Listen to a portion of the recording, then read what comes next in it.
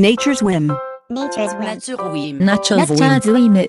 Natur så i. Nature's whim. Naturens whim. Nature's whim. Nature's whim. Low Tech Planet Tech by Adam Ekman.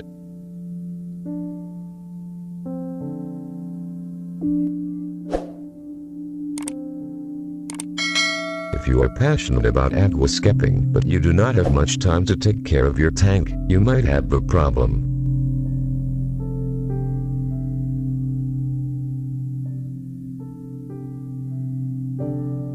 As you know, a tank with many fish needs constant care as well as weekly water changes and adjustments for the equipment.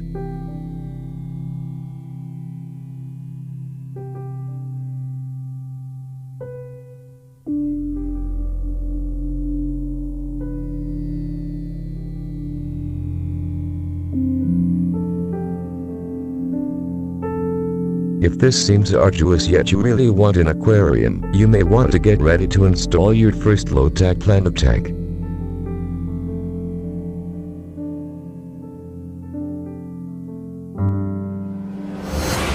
A Low Tech Planet Tank is an aquarium that requires little to no maintenance.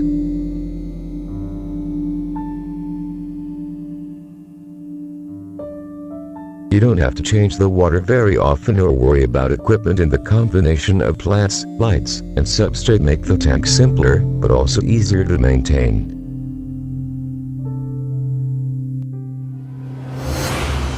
With this tank, you will not have to use any equipment for CO2, which means less money spent on a device and less time adjusting the CO2 every few days. Of course, this also means that the tank will be more aesthetic looking since the wires will not be showing. Since there isn't as much CO2 as in other tanks, the plants will not grow as fast, but this is not a disadvantage. You don't have to cut or move the plants every few weeks. Just make sure that they don't overgrow and cut them every few months.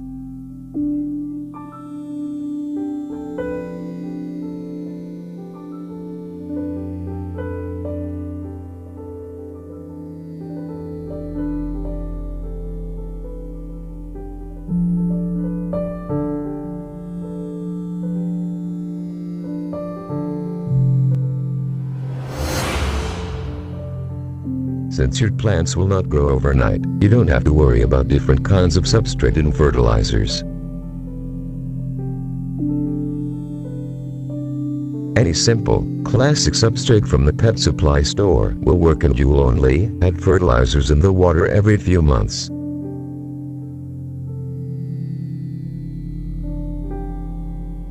This low-maintenance tank is perfect if you want to enjoy your hobby without dedicating too much time.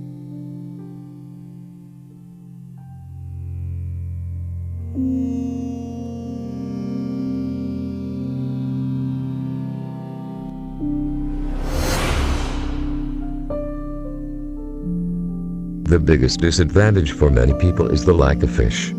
Actually, since there is no CO2 in the tank, only a few species will be healthy in this type of environment.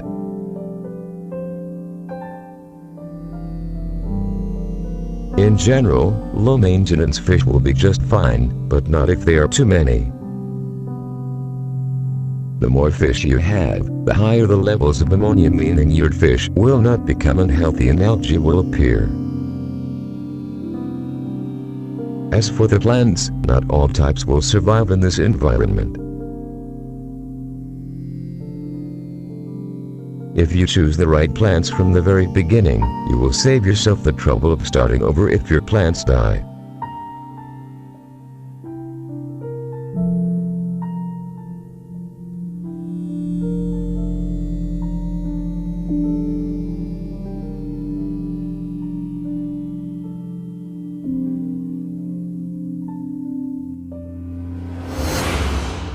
Starting with a substrate is the best way to begin this type of tank. You don't have to worry too much about what kind of substrate to use, as long as you make sure that it is porous.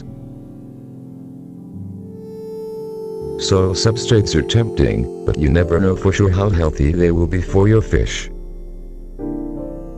It can release parasites into the water, as well as chemicals that will hurt your fish. Since you want to avoid complications, stay on the safe side and check with a professional first.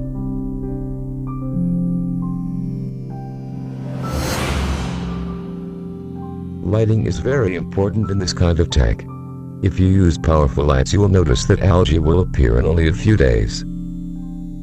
In general, it's better to keep the light under 2 watts per gallon of water and only use fluorescent bulbs. Depending on the type of fish you have, you might need to turn off the light for a few hours per day.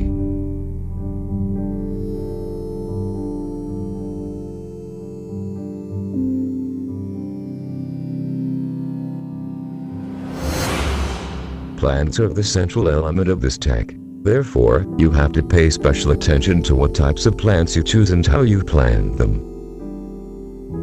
The best ones are the low-maintenance ones, which are easy to care for.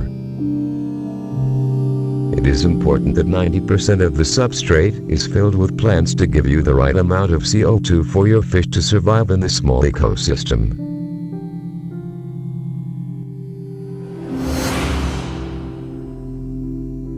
Adding a small filter, such as one that uses foam instead of charcoal, that creates good circulation in the tank will only enhance your experience and help to keep the tank clean.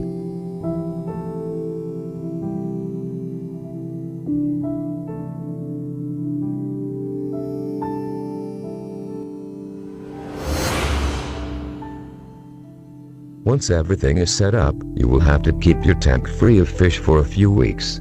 When you notice that water parameters are normal, you can start adding the fish and see how well it goes. Thank you very much. Subscribe and click the notification bell for more videos.